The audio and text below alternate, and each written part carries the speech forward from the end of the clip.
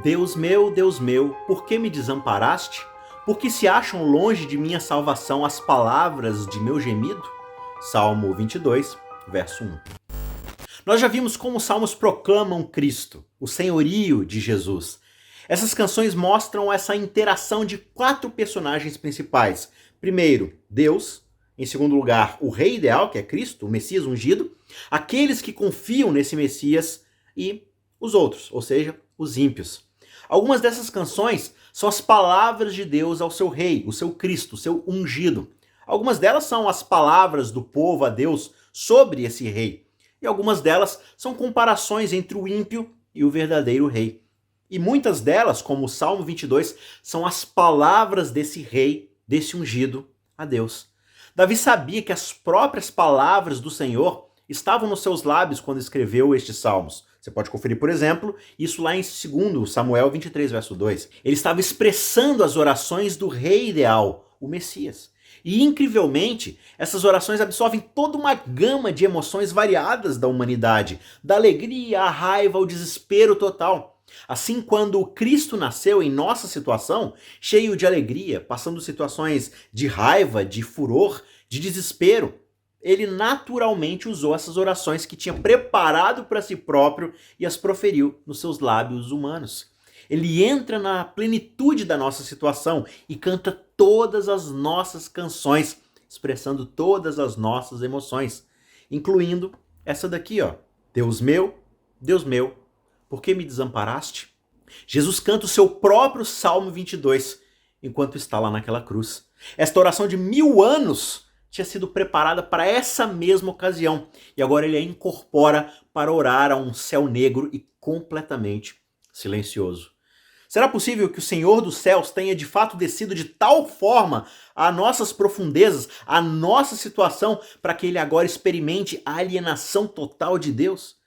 Se a gente fica meio relutante em afirmar isso, é porque talvez a gente esteja meio que duvidando da plenitude da identificação de Cristo conosco. Sim, ele é plenamente Deus, ele é o Filho eterno do Pai, só que ele também se tornou plenamente humano, o nosso irmão, osso dos nossos ossos e carne da nossa carne. E já que ele entra na nossa situação, quem é que pode negar que a nossa experiência de vida é, de fato, alienação de Deus? A ausência de Deus é um dos aspectos mais sentidos da nossa humanidade. Onde está ele?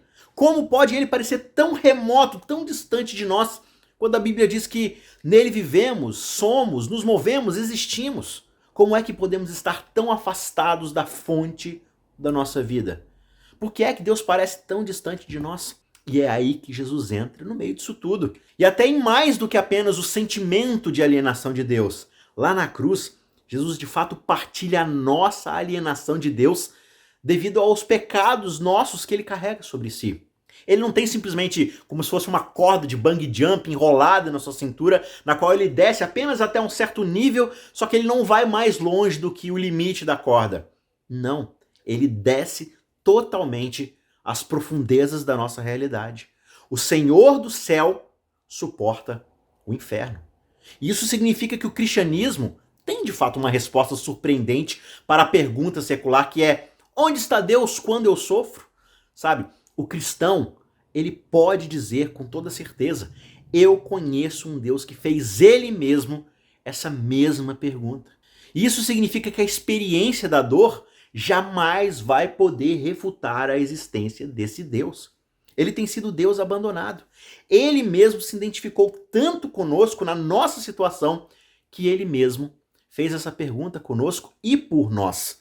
E se Deus toma sobre si mesmo até a alienação de Deus, então simplesmente não existe coisa alguma ou situação alguma que possa ficar nos preocupando ou nos deixando desesperados. É porque Cristo foi abandonado por Deus que nós nunca precisaremos ser. Mesmo as experiências mais profundas de abandono podem ser uma participação no sofrimento de Cristo e, portanto, uma experiência ainda mais profunda de comunhão com o nosso Deus, de comunhão com o divino. Seja qual for a profundidade do precipício em que você já foi ou que você se encontra mesmo agora, saiba que Jesus foi ainda mais fundo e ele fez isso por você. Chame por ele agora.